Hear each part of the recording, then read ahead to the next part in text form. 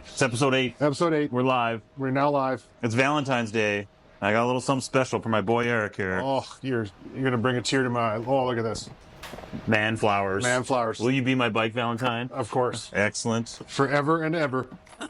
Amen. Make sure I get a couple of those. Yep. I'll make sure at least 3 of those are partitioned out for you. Okay, excellent. Seems both fair. I'd say. So, Trek Rail. Big release day. Big release day of the Trek Rail, now officially known as the Rail Plus. Correct. I think they're just trying to get their nomenclature proper. Yeah, keeping it in line with their other nomenclature and branding. Tell me if I'm wrong, but this probably is one of our biggest all-time selling e-bikes due to the length of its time in the market. Yeah, this bike, the Rail, well, yeah, I mean, it's been a staff favorite here and there for sure. Lots of people still on the bike. I've ridden the bike on and off for sure a whole season and here and there and other times. But yeah, this bike's gone over really well for us. A lot of happy campers riding the Rail. So the new one, which is already firing up the internet commentators. It's definitely getting a little busy on the internet. Has made its way onto the scene. So we're going to talk about this and get to the bottom of this. Let's do this like chronologically.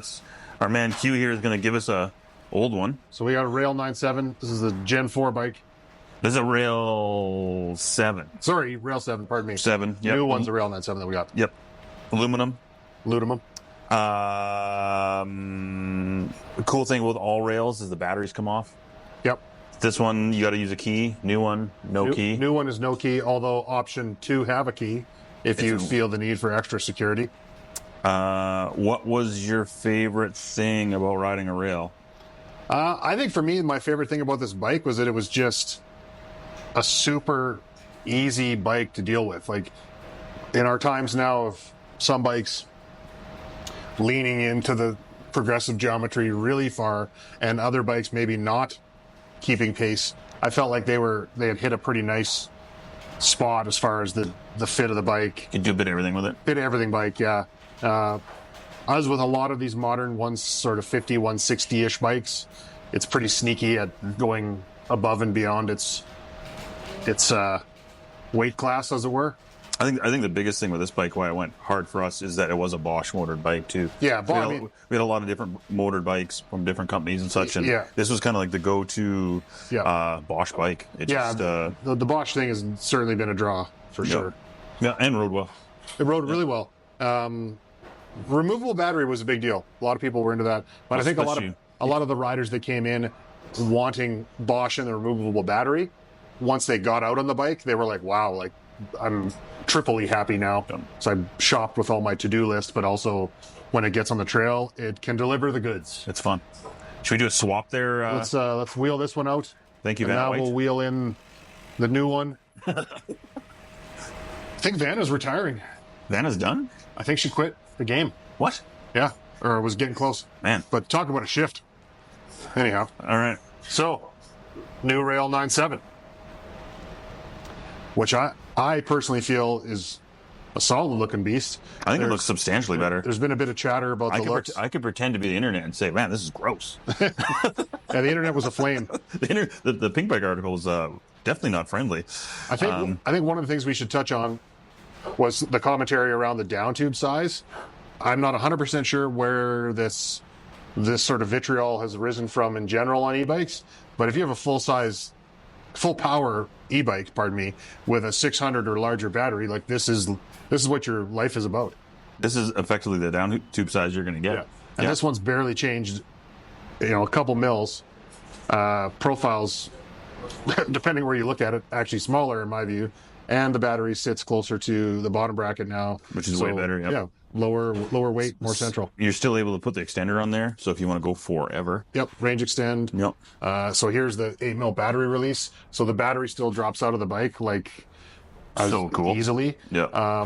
And you can key it there. And there's also the retention bolt for extra security, which I believe is located underneath. Right there, yeah. So if you are putting your bike on a car rack for an extended trip, or if you just want to go and get into the bushes and get rowdy, and you feel the need for duplicate security, that is yours. Yeah, I think the Trek boys have done a really good job. Like they've kind of addressed a lot of the issues that people have had with the old one, like the knock block's gone. Yep. You can adjust the head tube angle to get it nice and slack or less slack. Yep. It comes as a mullet, which I think everyone in this kind of category is interested in. I agree 100% on the mullet. I love mullet stuff now. Oh, especially on a full power e-bike. Like it just turns better and the whole is better. A little more maneuverable. There's some adjustment down at the lower, shock mount. So if you are so inclined, you can coil this bike, and it actually whichever of the two settings. I don't have the tech sheet totally memorized yet, but if you put it into the other setting, it's actually kind of plays nicely with coil springs a bit better. Yeah, so these guys, they really checked all the boxes. They it's a little unfortunate the amount of hate they got when they released it, because it's like, this is basically what everyone in the whole world's asking for, is basically being able to adjust their rear shock, adjust their head tube angle, and mullet, full power, new motor, 160, like, this is like, do wherever you want to go, whatever you want to do in Alberta and BC, and just haul ass. It's totally great. I think if the crime of checking off every box on everyone's want list is to be tried, then I guess they're guilty for making a bike that did everything that everybody said they wanted. Yes. There's a few things that you and I would consider criminal, like we talked about, like said grips and things like that, but that's all touch points that people are going to tear off anyway, because they're going to want to match a color or something or whatever. Yeah, that's the fun part about buying a new bike, is you get to customize your touch points and get your setup organized. There was a little chatter about the brake choice, which I could sort of get on board with. I do find these DB8s to be much better than I thought they would. Like, they got lots of power, but it'd be nice to see like this bike up with some Mavens. Oh yeah, like you need to maybe put some binders on it for sure. But these are great brakes out of the box, especially if you're a sub 190 pound human, which sadly I'm not. Well, I guess there's another topic I want to talk about, like us being Clydesdale lads. Like, you get all your gear and pack on, you get over 200 pounds. This is a pretty do everything bike. It's got the 800 battery. Like, it's like, so you can just kind of go back into the sticks and you go do, with this bike, for me, I'd probably will do 5 to 6 laps of Husky. Which is pretty crazy. My hands will fall off by then anyway. And then if you really want to, you put the extender on it. Now the thing's 1050. Yeah, and I mean, so I'm fully, as much as I maybe have gone on record as not saying I need this, I fully intend to get a range extender on whichever Bosch bike I use this year. And I actually just want to go and see like how burly a bike ride I can do. And I mean, and I'm not talking like hyper miling it either. Like, I want to put the extender on and just go full gas in the bushes for however long. These guys, I think they've done an excellent all around bike. Oh, I like how they've done, like, they always have nice little touches, like how the cables are getting run, and like it's clean. It's very cool. The new Bosch cable port. This sounds like a niggle, but some of the ones that were on the mid power bikes where the cable port's pretty stiff. I actually had a few customers that were like struggling. So this is a nicely sprung weatherproof unit that'll sounds pro too. Let's do it one more time. One more time. Come on. Most firm sounding cable door. Oh yeah, I like it. Yeah, very nice. Tamwell tires controversial, but I like it because I'm old. Yeah, I dig it for sure. Tires wear out, everybody. Just make sure we're clear on that. So once you skid off these skins, you can do whatever you like. I did not read up on the reviews on these tires, but they look like they should be quite nice. I have these tires on order for use on my analog bike. Oh, nice. And I'm looking forward to trying them. Yeah. They should do nicely. Yeah, I think the big thing with these is we're going to have these in the demo fleet, so we should come by and ride one and see what you think. Yeah. Like they're, it's pretty interesting. Like I can't think of anything that they haven't really put a check mark through, so. I think it's I agree 100%. I think it's a pretty awesome way to try a bike, a new school full power bike, try things like mullet, try some adjustable geometry where, you're not, as we said before with the previous edition of the bike, you're never really going to be in the deep waters of mountain bike geometry, but you're sort of squarely in that pocket where for most people, once you get used to it, it'll actually make you a better bike rider. Totally.